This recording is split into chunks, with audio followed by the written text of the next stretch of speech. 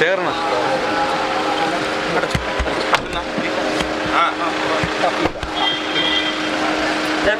ശരി, ഹാപ്പി, സന്തോഷം. അയ്യോ, സന്തോഷം സന്തോഷം.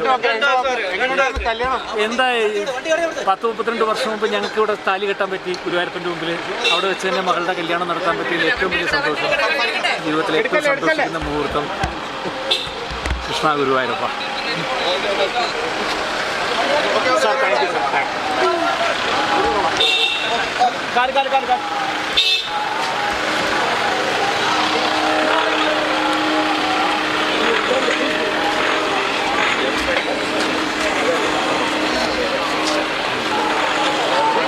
Voy.